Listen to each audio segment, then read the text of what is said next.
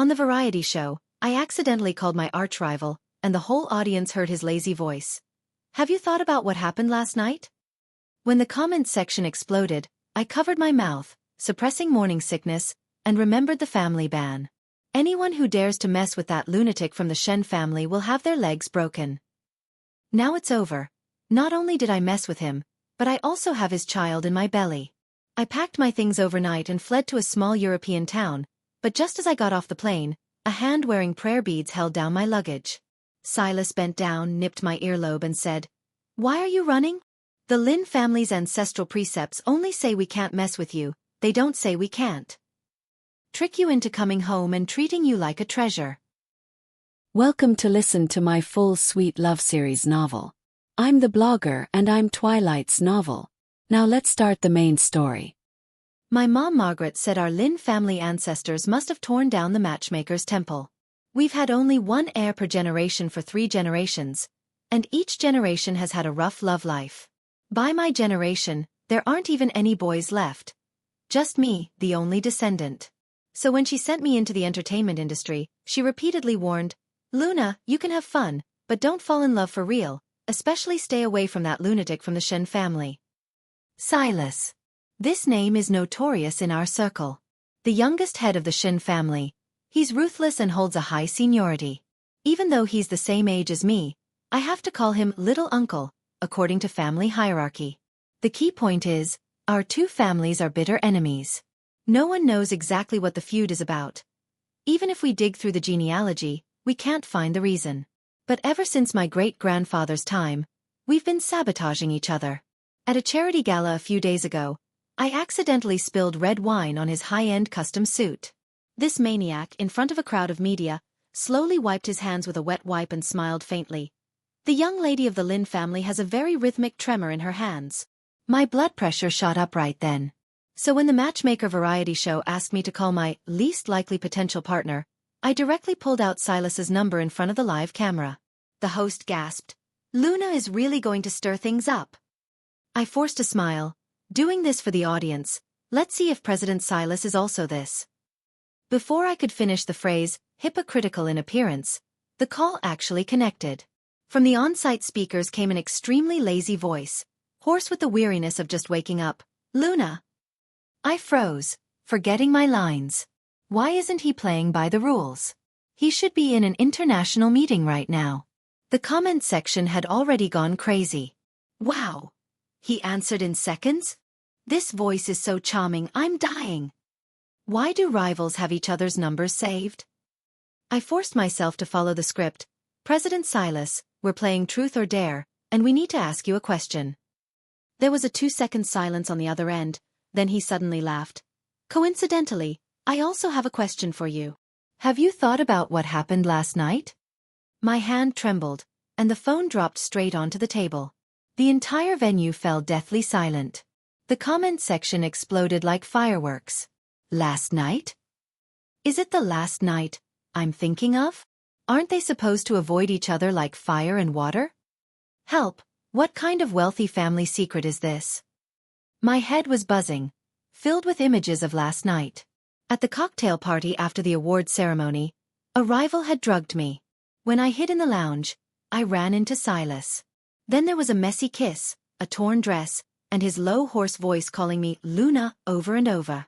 The last memory I had was him carrying me to the bathroom, biting my earlobe and asking, "Do you want to be with me?"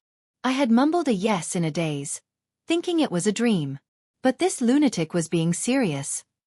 As soon as the filming ended, I rushed to the bathroom and threw up violently. My manager Candy patted my back in panic. "What's wrong? Did Silas really poison you?" I stared at the 2 lines on the pregnancy test, my vision going dark. "Sister Candy," I trembled as I held onto the sink, "help me ask for leave from the show crew. Tell them I have food poisoning. How long will you need?" "Start with 3 months." Candy's eyes gradually filled with terror. "Luna, don't scare me. You've been throwing up for half a month. Could it be that you're—" I covered her mouth. While hiding in a private hospital waiting for my prenatal checkup, I saw a clip from the live stream trending. The hashtag Silas last night was marked with a trending explosion symbol. The top comment read, Am I the only one who noticed the bite mark on Luna's collarbone when she answered the call? When I zoomed in on the picture, the red mark just below my collarbone was clearly visible. From the angle, it must have been captured when Silas leaned over me. Someone below commented with an explanation. That young master from the Shen family wears prayer beads on his left hand because a fortune teller said when he was a kid that he had too much hostility and needed to suppress it. I subconsciously touched my collarbone. I remembered that when he bit me there, that cold string of agarwood beads was pressed against my chest. It was like a mix of ice and fire. A nurse called my name and told me to go into the ultrasound room. I put on sunglasses and a mask, feeling like a thief as I lay down. When the cold ultrasound gel was applied to my lower abdomen, my nose suddenly felt sore. On the screen was a tiny, shapeless blob. The doctor smiled and said, "The baby is very healthy. 7 weeks old now." My legs felt weak as I got off the bed. When the family call came, I was secretly booking a flight to Zurich. My mom Margaret's voice was as cold as ice. "What's with the trending topic? Did you really hook up with that guy from the Shen family?" I played dumb. "It's just for the show's effect." "I hope that's all it is." She took a deep breath. "Do you still remember how your Aunt Faye eloped with someone from the Shen family, and your grandfather was so angry he was admitted to the ICU on the spot?" I gripped the plane ticket tightly. "I remember." "Then stay awake. Your grandfather Arthur's birthday banquet is next month. If you dare bring Silas back, you'll break my legs, I know." I hung up quickly, my palms covered in sweat. Candy rushed into the ward, her face as pale as a sheet. "Silas bought all the live stream clips.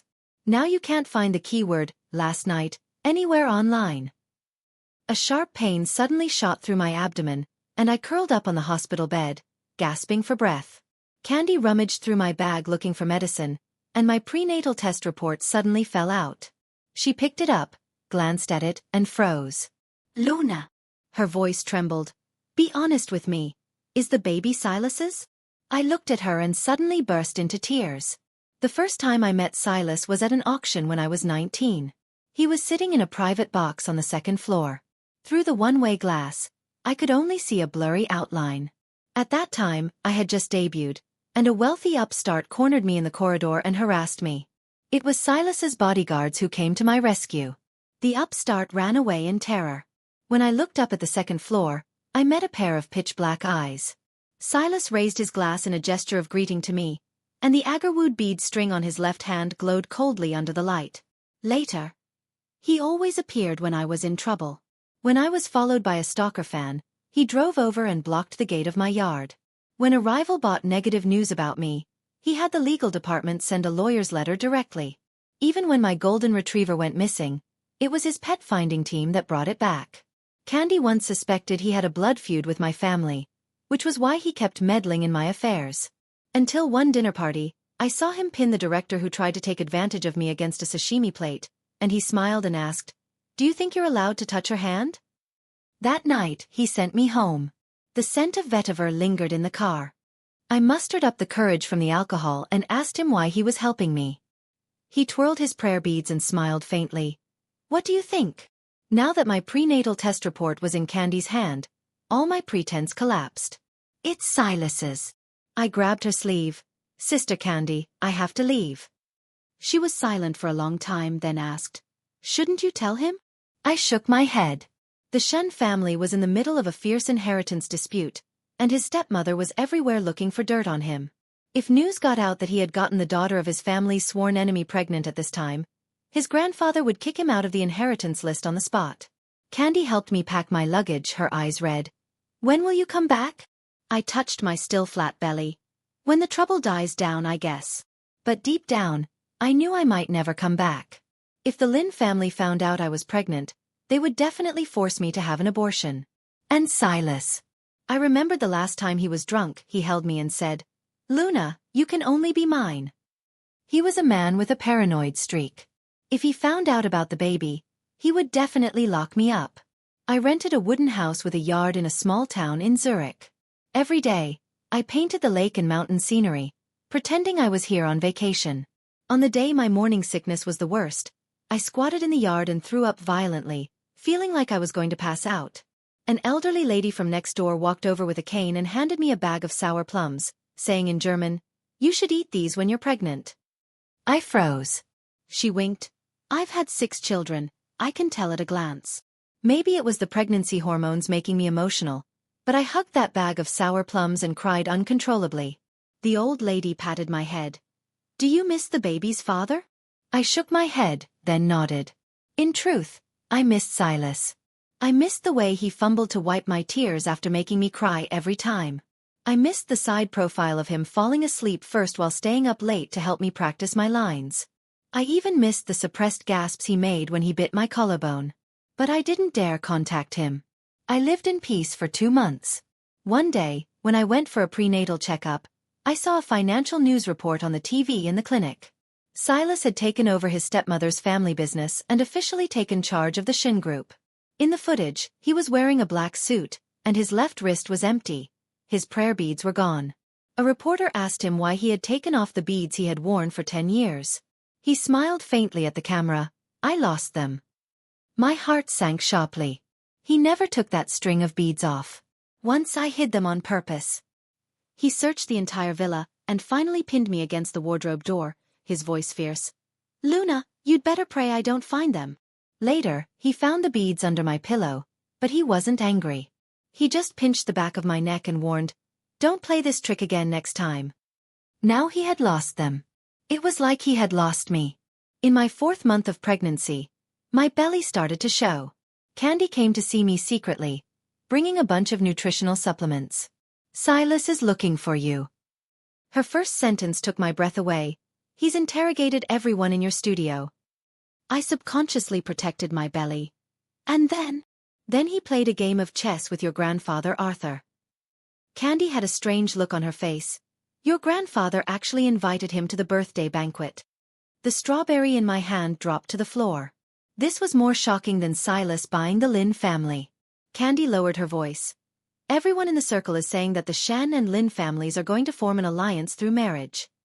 My vision went dark. That's impossible.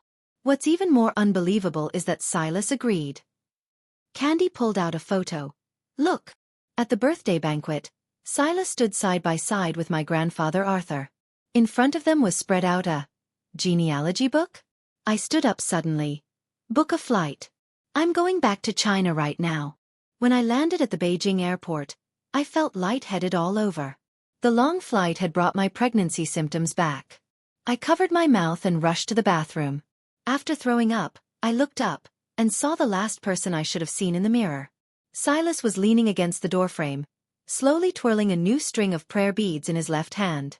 Our eyes met, and he smiled faintly. "Why aren't you running anymore?" My legs gave way, and he caught me by the waist. The scent of agarwood filled my nose. My eyes stung, but I pushed him hard. "Let go."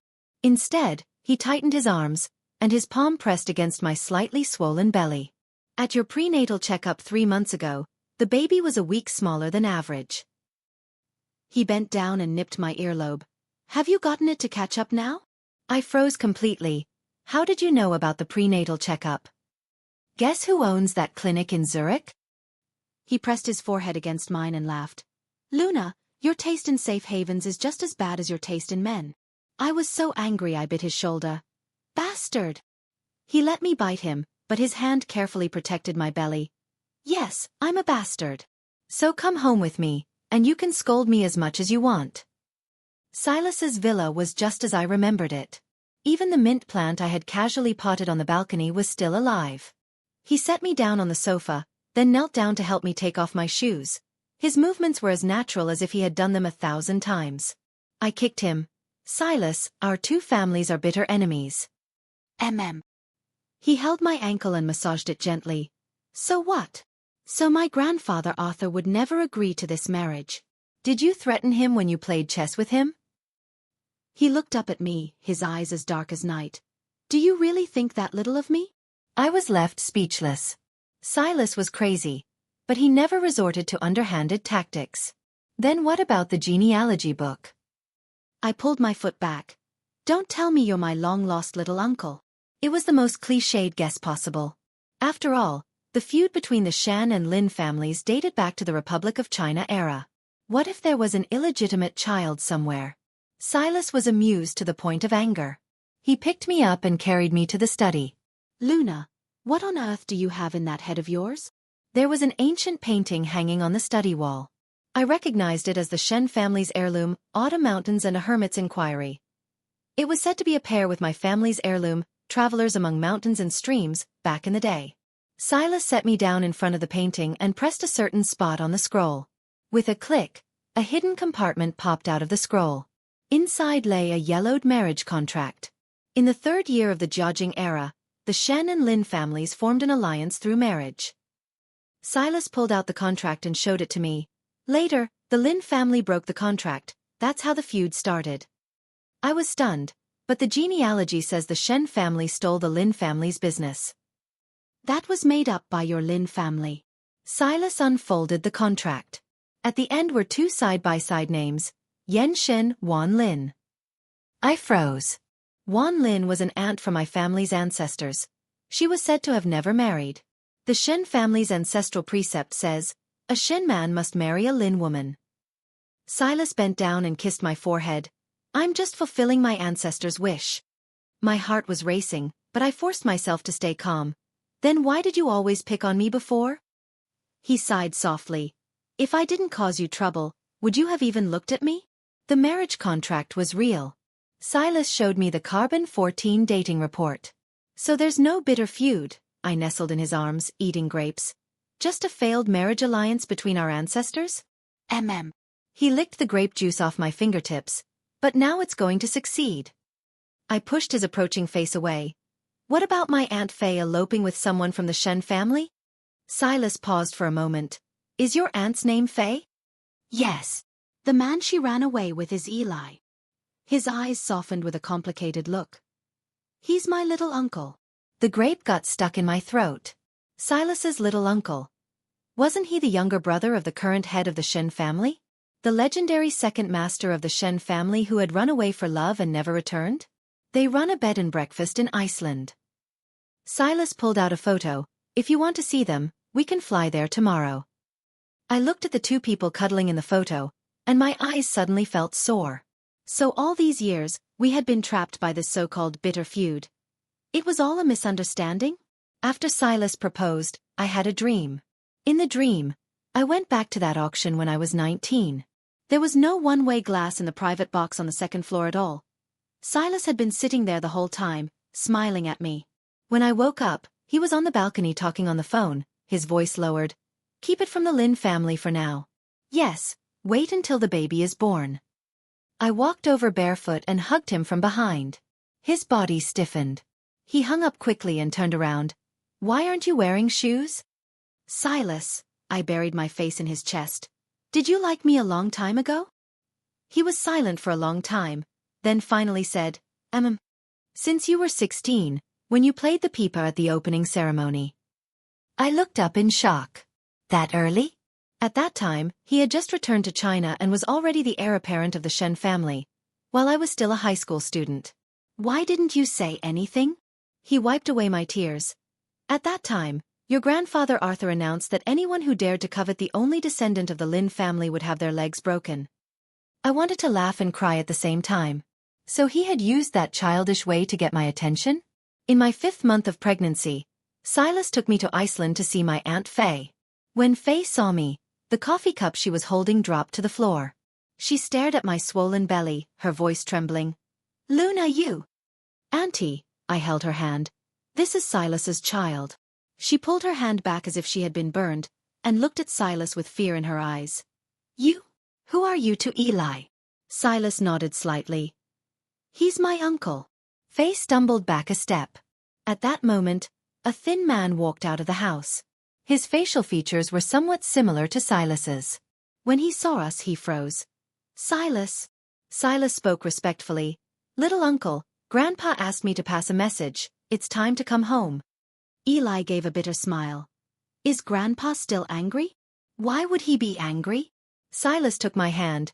His great-grandchild is about to be born. Under the aurora in Iceland, 2 pairs of lovers from different generations stood at the door of the bed and breakfast, like an absurd yet romantic cycle of fate. Faye cried as she touched my belly over and over. It's so good. So good. She had been forced to elope with her lover back then. Now, seeing me stand openly beside Silas, it was like all her regrets had been fulfilled. After returning from Iceland, Silas became even busier. He set about weeding out the opposition in the family, paving the way for me and the baby. Once, he came back in the early morning, reeking of alcohol and a faint smell of blood. When I turned on the light, I saw his right hand was wrapped in bandages. What happened? I rushed over to check. He moved his hand away. It's nothing. Just dealt with a mad dog. I knew the mad dog he was talking about was an assassin sent by his stepmother. Silas, I held his face in my hands. Be honest with me, how dangerous is it right now? He nuzzled my palm. Don't worry, you and the baby are safe. I'm asking about you. My voice trembled. He was silent for a moment, then suddenly lifted me onto his lap. Luna, do you believe that some people are meant to be together from birth? I nodded. The marriage alliance between the Shen and Lin families wasn't for profit, he stroked my belly gently. It was because of a fortune teller's prediction. What prediction? Men of the Shen family won't live past 35, unless they marry a woman from the Lin family.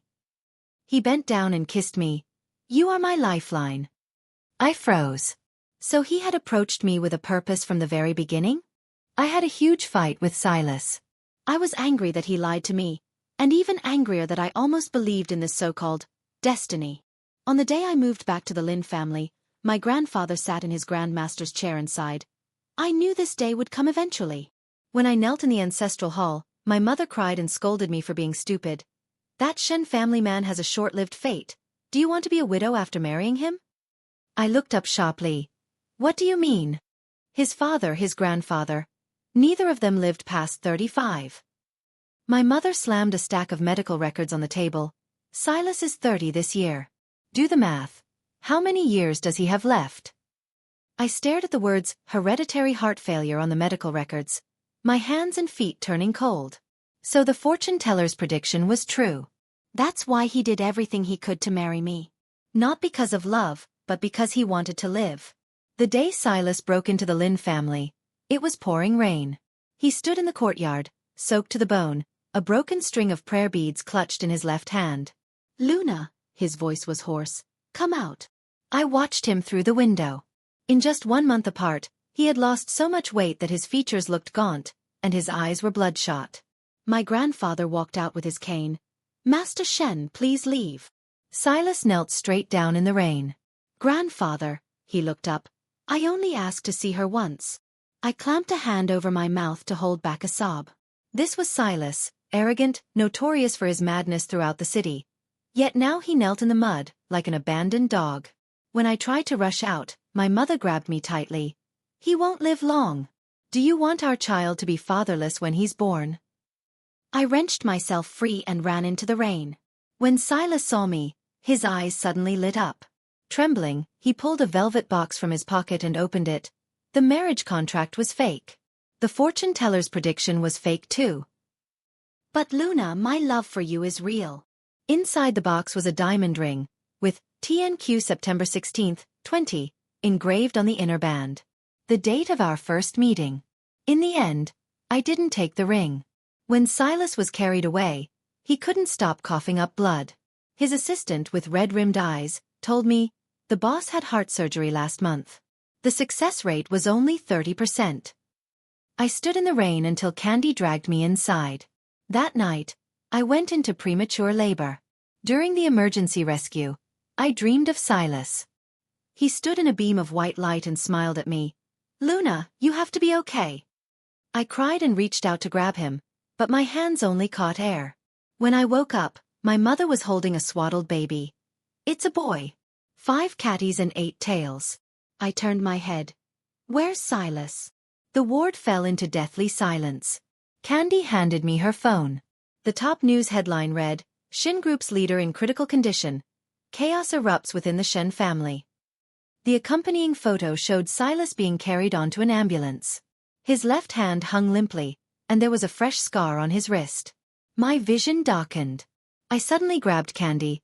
Call him right now. The assistant answered the phone. The background was chaotic, like an airport.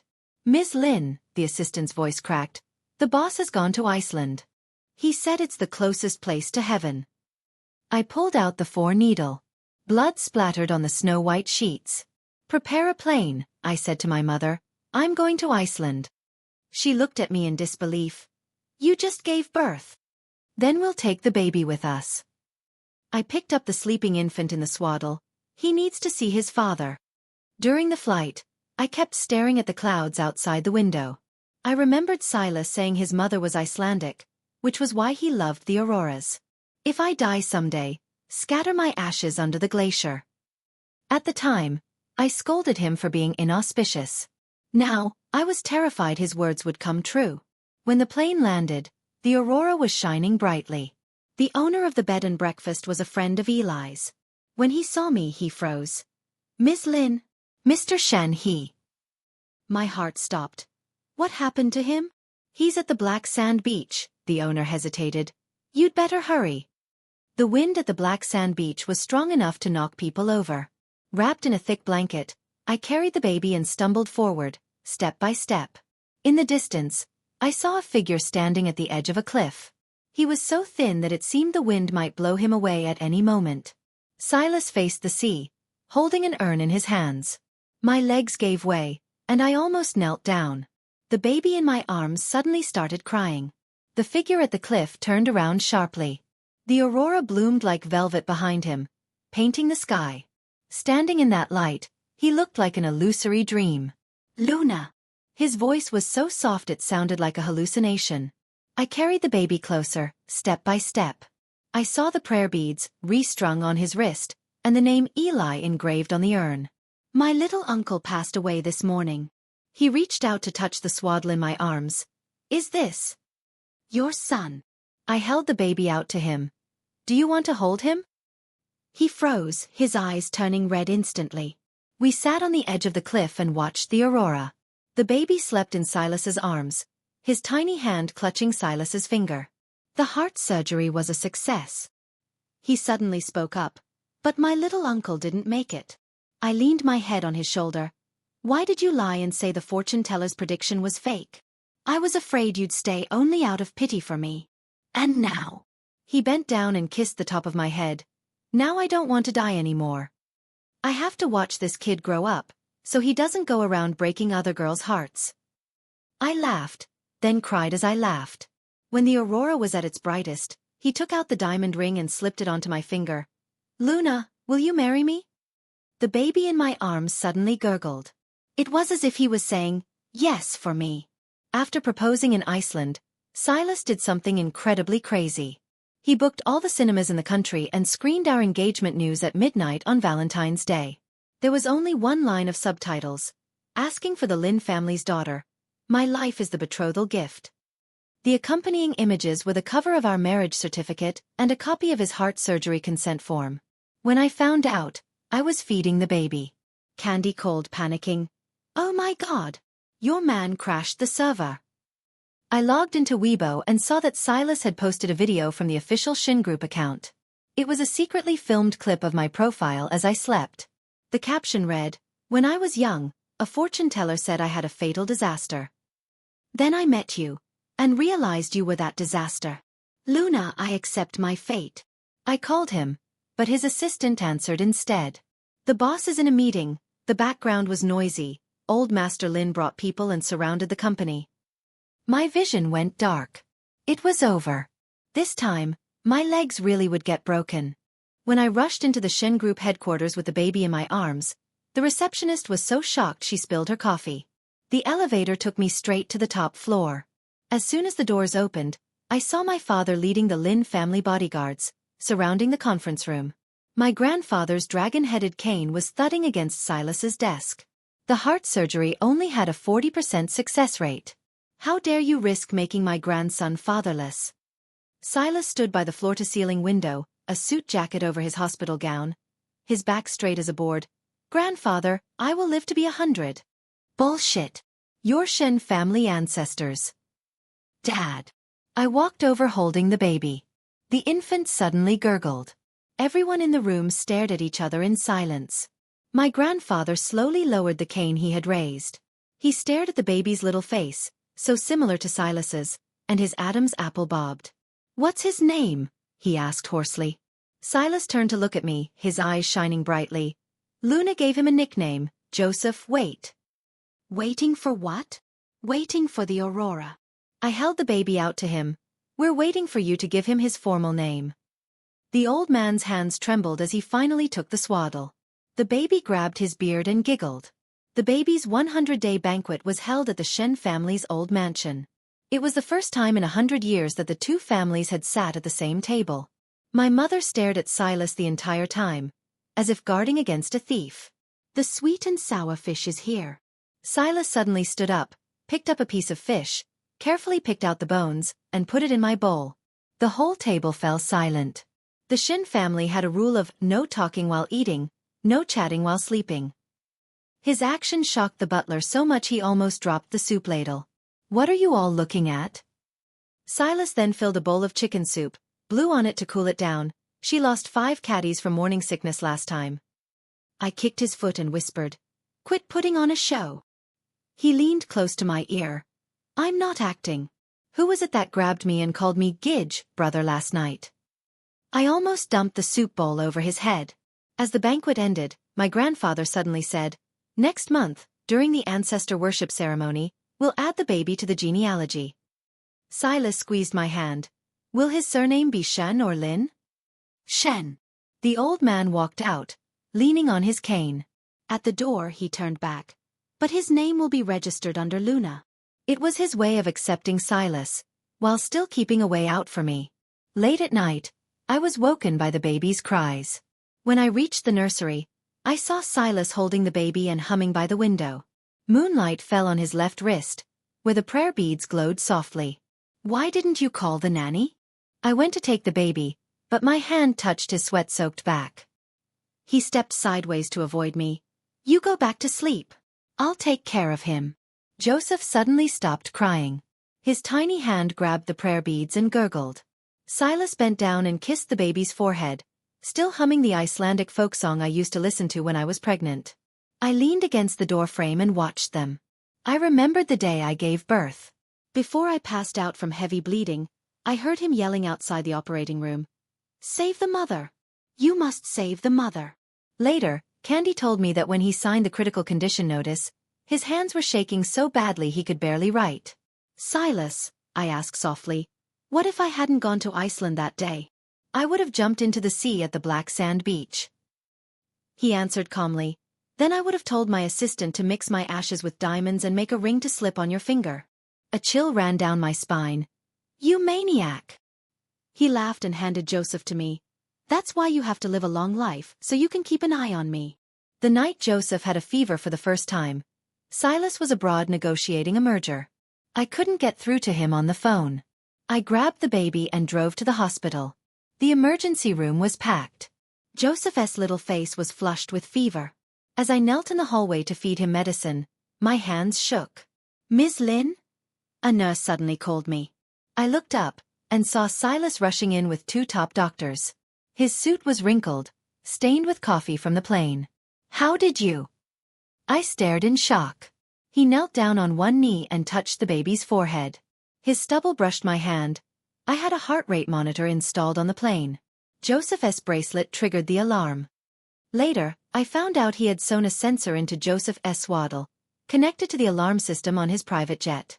After Joseph's fever broke that night, Silas revised contracts in the children's ward. As morning light filtered in, he suddenly said, "Let's sell the company." I thought I had misheard. "Buy an island." He wiped the sleep from my eyes. "You can paint, and I'll take care of the baby." I laughed until tears came. "Mr. Shen, your domineering CEO persona is completely shattered." He bit my ear. "It shattered a long time ago, since the day I changed your diaper." The night before Joseph's first birthday and our wedding, Silas disappeared. When I found him in the hidden room of the study, he was burning paper money in front of a wall. The wall was covered with photos of the Shen family's men who had died young. The youngest was only 28. "Come here, Joseph." He held the baby and lit incense. "Meet your ancestors." Amid the swirling smoke, he pointed at the photos. "This is your great-grandfather. He died of heart failure at 35. This is your granduncle. He went missing at sea at 33. And this is your grandfather. He paused. Joseph suddenly reached out to grab a photo and giggled. Silas's eyes turned red instantly. None of them lived past 35. I took the baby from him, and we bowed together. But I will. He suddenly pulled a box from under the altar table. Today is my 35th birthday. Inside the box were Joseph's DNA report and a copy of Silas's latest heart checkup. His heart function had miraculously recovered to the level of a normal person. The doctors call it a miracle. He pressed his forehead to mine and smiled. I call it a gift from Joseph. Fireworks suddenly exploded outside the window, forming the words, "Thank you, my wife." Our wedding was held at the Icelandic black sand beach. I wore a cheongsam with a white veil.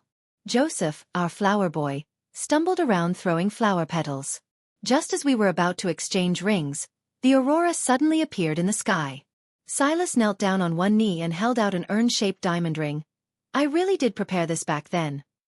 I stepped back in shock, but he opened a hidden compartment in the ring band. Inside was a tiny baby tooth. It's Joseph's. His eyes shone brightly. I want to live a long life, carrying both of your genes with me. As the priest tried to hold back a smile and asked us to recite our vows, my grandfather suddenly raised his hand. I have a question. He pointed at Silas. You rascal, did you intentionally spill red wine to get my granddaughter's attention back then? Silas raised an eyebrow. Yes. And the live stream call? Did you set that up too? What about the bite mark on the trending topic? I bit it. Amid the gasps of the crowd, he grabbed the priest's microphone. But at our first meeting, it was her who flirted with me first. The big screen suddenly played a video of me playing the pipa when I was 16. The camera panned over the audience, and there was Silas, sitting in the corner, his gaze as calm as the sea. Luna, he turned to look at me, you played 2 wrong notes. And that's when I fell in love with you. 3 years after our marriage, we opened a bed and breakfast in Iceland. Silas left the company to his cousin and spent every day as a stay-at-home dad, holding Joseph. I sold my Aurora paintings, and surprisingly, earned enough to cover the utility bills. One day, Joseph was chasing the Aurora in the garden and fell into the Blue Lagoon hot spring. Silas jumped in to save him. His down jacket soaked up water and became as heavy as lead. I struggled to pull them ashore. Joseph lay on his father's chest and cried, Dad isn't breathing. I was on my 3rd round of CPR when Silas suddenly opened his eyes, grabbed the back of my head, and kissed me deeply. I was lying. He licked away my tears.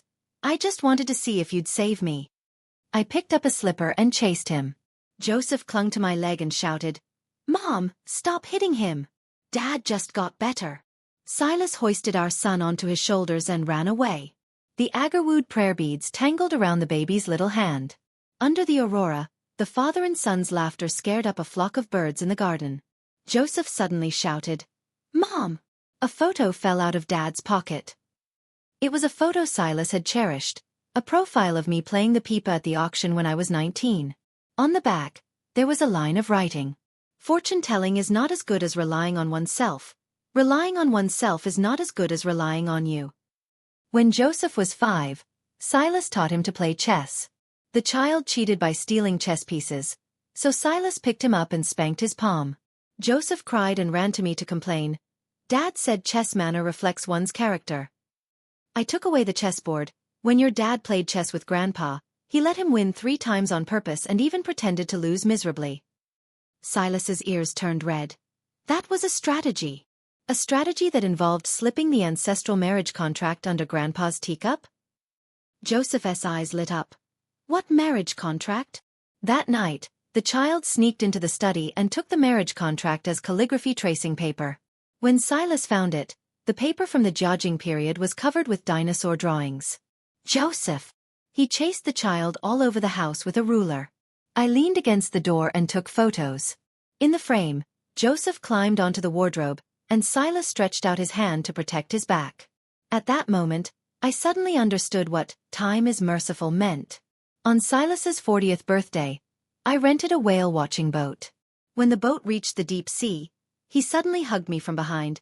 Joseph, Dad will show you a magic trick. He opened his palm to reveal a diamond ring. forged from the heart valve he had replaced during his surgery back then. If I die someday, inlay this into Joseph's wedding ring. I was so angry that I wanted to throw it away, but he held my hand tightly. I'm lying. It's made of titanium steel. That night, a group of whales jumped out of the sea under the moonlight. Joseph fell asleep on the deck. As Silas hummed an Icelandic folk song, he suddenly said, I revised the genealogy. The curse on the Shen family's men ends with me. He took out his phone to show me the newly written family precepts. The first one read, marry the one your heart belongs to. Fate follows your will. I laughed until tears came. Master Shen, have you turned from a domineering CEO into a poet? He kissed the corner of my eye. I turned from a fatal disaster into a door to life. When Joseph was 10, we took him back to Beijing to study. At the opening ceremony, he played the piece I had played at 16, Farewell to My Armor. When he reached the climax, sobbing sounds came from the back row. I turned around and saw Silas wiping his glasses. Why are you crying? I pinched his palm. He pointed to the stage. The way he looked at you just now is exactly the same as how I looked at you back then. After the ceremony, Joseph ran over. Dad, why do my classmates say you're a maniac? Silas knelt down to look him in the eye. Because Dad spent his whole life betting on just one word from your mom, yes. The child nodded as if he understood, then slipped the wedding ring onto his little finger. Do I have to bet too when I grow up? No, Silas picked him up. You have to wait. Wait for the person who makes you willing to lay down your armor. Just like I waited for your mom, and fell in love with her at first sight amid the sound of the pipa. Before Joseph went abroad at 18, he smashed the fortune-telling plate in the Shen family's ancestral hall. The teenager stepped on the broken jade and sneered, What fate disaster! My parents have been in love for 30 years. That's how you break a curse. Silas punished him to kneel for 3 hours, but secretly took a medicine box to his guest room late at night. Peering through the crack of the door, I saw him applying medicine to our son's knees. When I was your age, I also smashed a fortune-telling plate. He said with a smile, but you need a smarter way. Like what? Like getting into MIT and marrying a nuclear physicist to rewrite our genes. Joseph laughed and fell onto the bed. I stood there in a daze. Later, our son secretly told me, Mom, Dad has a book called Longevity Guide in his study. It's full of ways to stay with you until you're 100. I found the manuscript. On the last page was written, If she leaves first, I'll follow. If I leave first, my gene editing data is backed up in the Knox database. Silas, backed up in 2045. On the day we opened the bed and breakfast in Iceland, the aurora appeared at dusk. Silas was grilling lamb chops in the yard, and Joseph was chasing fireflies with a net. I hung the photo of us at the wedding on the wall. Silas was kneeling to put the ring on me, and the aurora was pouring over our heads. A tourist asked, What's the story behind that ring? Silas wiped his hands and walked over, putting his arm around my waist. It's a story about a man who traded his fate for his wife. Joseph yelled from the side, It's a story about my dad being a drama queen. We all laughed. The wind carried the scent of lamb chops and the sound of Icelandic folk songs from the radio. That night, I woke up thirsty and found Silas not by my side. Walking to the balcony, I saw him sitting on a rattan chair, holding the old prayer beads and looking at the aurora. What are you thinking about? I handed him a glass of water. He took my hand and put it on his chest, listening to my heart beat for you. The aurora danced in the sky. I leaned on his shoulder, and for a moment, I forgot about the Shen family's curse, the heart surgery, and all the hardships we'd been through. There was only the sound of his steady heartbeat, the warmth of his palm, and the way he whispered my name like a prayer. He once said I was his fatal disaster. But he didn't say, disasters can also be salvation. Just like the aurora needs the cold night to shine, and he needs me to live. And I need him, to make every ordinary day feel like a miracle.